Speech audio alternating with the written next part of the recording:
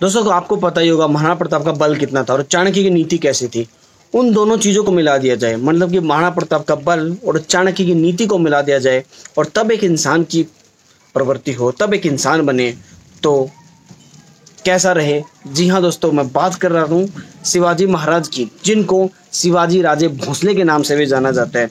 भारत के बहुत ही प्रसिद्ध और जाने माने महान योद्धा हैं वो, थे वो। एंड आज की इस वीडियो में हम उन्हीं के बारे में बात करने वाले हैं। कुछ शॉर्ट में वीडियो बनाई है मैंने उनके बारे में, आपको कैसी लगे ज़रूर से बताना। तो ज़्यादा वेस्ट नहीं करते हैं, चलिए स्टार्ट करते हैं। स्टार्ट करने से पहले मैं आपको बता दूं, यहाँ पे शिवाजी राजे भोसले, उनका जन्म 19 फरवरी 1630 को हुआ था, जो कि शिवनगरी में और पुणे महाराष्ट्र के अंदर हुआ था। वो भी रणनीतियों और प्रशासनिक कामों की वजह से जाने जाते थे। उनकी रणनीति इतनी अच्छी थी कि उन रणनीतियों को आज भी हम यूज़ करके काफ़ी सारे काम करते हैं। दोस्तों चलिए उनके बारे में थोड़ी बहुत और जानकारी ले लेते हैं। उनके जीवन साथी की बात की जाए तो साईबाई, शौर्याबाई, पुतलीबाई, सकौरबाई, लक्ष्मीबाई, काशीबाई।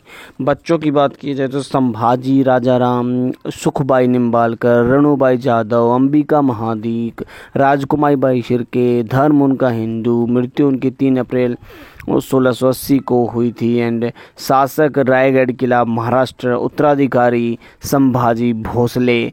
शिवाजी महाराज योद्धा राजा थे और अपनी बहादुरी, रणनीति और प्रशासनिक कौशल के लिए प्रसिद्ध थे। उन्होंने हमेशा स्वराज्य और मराठा विरासत पर ध्यान केंद्रित किया था।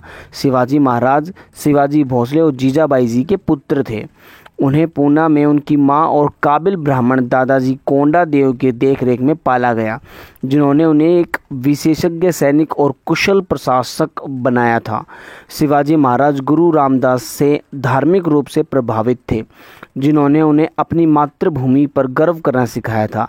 17वीं शताब्दी के शुरुआत में नए योद्धा वर्ग मराठाओं का उदय हुआ, जब पूना जिले में भोसले परिवार को सैन्य के साथ साथ अहमदनगर साम्राज्य का राजनीतिक लाभ मिला था। भोसले ने अपनी सेना में बड़ी संख्या में मराठा सरदारों और सैनिकों की भर्ती की थी, जिसके कारण उनकी सेना में बहुत अच्छे लड़ाकू सैनिक शामिल हो गए थे। दोस्तों वैसे तो उन्होंने काफ़ी सारे बड़े बड़े काम किए, छोटी सी उम्र में बहुत सारे युद्ध जीते, बहुत सारे किले जीते और कभी रुके नहीं, कभी हारे नहीं, कभी थमे नहीं, रणनीतियाँ बनाते गए, हराते रहे, काफ़ी अच्छे अच्छे कर्म किए और लोग उन्हें भगवान भी मानते थे।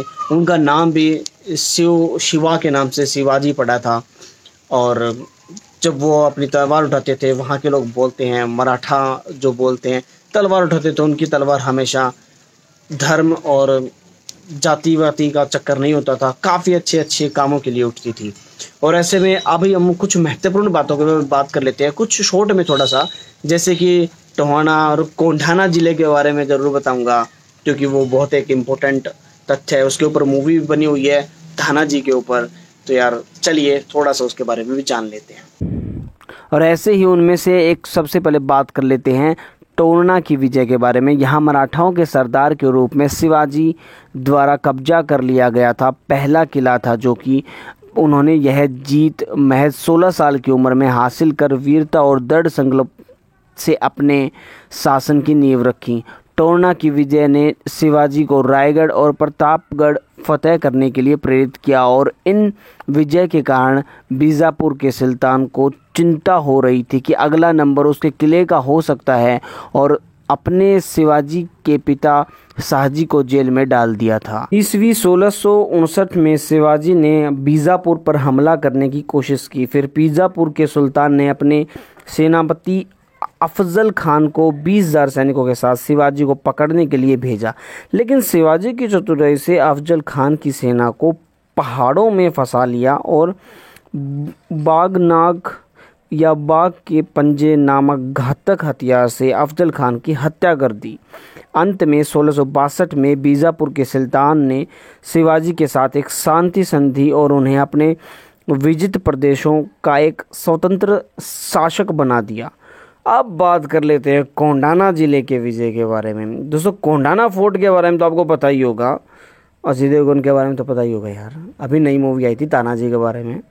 यह किला नीलकंठ राव के नियंत्रण में था। इसको जीतने के लिए एक मराठा शासक शिवाजी के कमांडर तानाजी मालसुरे और जयसिंह प्रथम के किला रक्षक उदयबान राठौड़ के बीच युद्ध हुआ था।